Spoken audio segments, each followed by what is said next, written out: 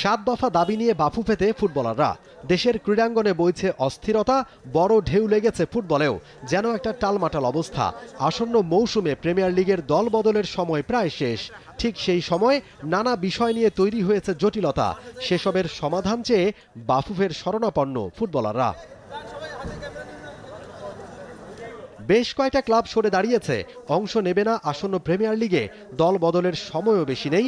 অনেকেই সেই ক্লাবগুলোতে চুক্তিও সেরে ফেলেছিলেন, কিন্তু হঠাৎ ক্লাবগুলো সরে যাওয়ায় যেন বাজ পড়েছে শীর্ষ লিগে খেলা ফুটবলারদের মাথায়।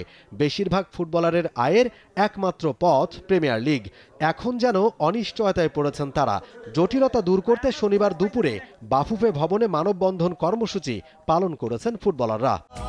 এখন এমনই ফুরফুরে মনে থাকবে সবাই। বসুন্ধরা টয়লেট্রিজ, ফুরফুরে মন সারাক্ষণ।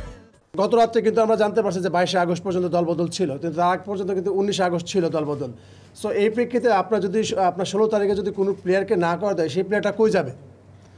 এখানে দেখেন 3-4টা টিম করতে চাচ্ছে না, সেটা যে কোনো কারণে হোক, সেটা আপনারা সবাই জানেন। 3-4টা যদি টিম না হয়, একটা টিমে যদি আপনার লোকাল 25 থেকে 30 জন করে প্লেয়ার থাকে, সেই বাকি 3টা বা 4টা টিমে যদি আপনার 100 বা 120টা প্লেয়ার থাকে, সেই প্লেয়ারদের কি হবে?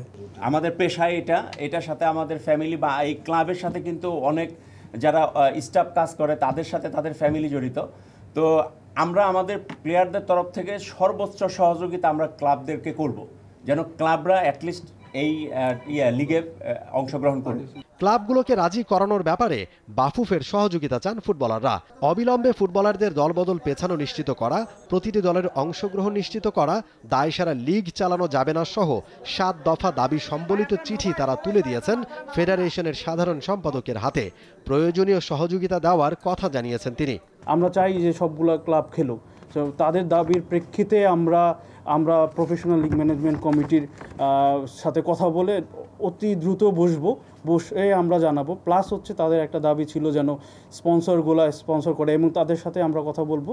এবং গণপ্রজাতন্ত্রী বাংলাদেশ সরকারের যুব ক্রীড়া বিষয়ক উপদেষ্টা মহোদয়ের সাথেও তাদের সাথে আমি যোগাযোগ করেছি ইতিমধ্যে।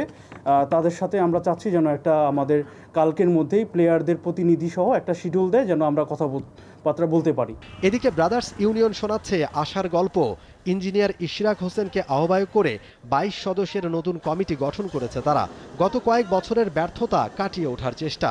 এই ক্লাবটা তো একটা স্পোর্টিং ক্লাব, এখানে ক্রীড়ার দিকে মনোযোগ না দিয়ে অন্যভাবে কিভাবে ব্যবহার করা যায় সেদিকে আওয়ামী লীগের যারা নেতা কর্মী যারা এখানে দখল করেছিল তাদের মনোযোগটা সেদিকেই ছিল, যার কারণে আমরা এটার যে মানে ফুটবল টিমের যে পারফরমেন্সের দিকে নজর দিতে পারি না। নতুন কমিটির অধীনে ভালো দল গড়ার প্রতিশ্রুতি ম্যানেজার আমির খানের কণ্ঠে।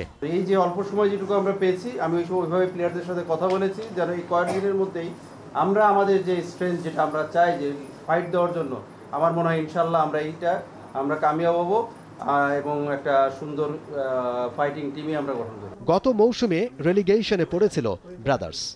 মমিন Rohan, sports, Dhaka. For more updates, subscribe to our YouTube channel and click on the bell icon. Follow us on Facebook and Instagram. Download T-Sports app to enjoy exciting games and highlights. Visit tsports.com.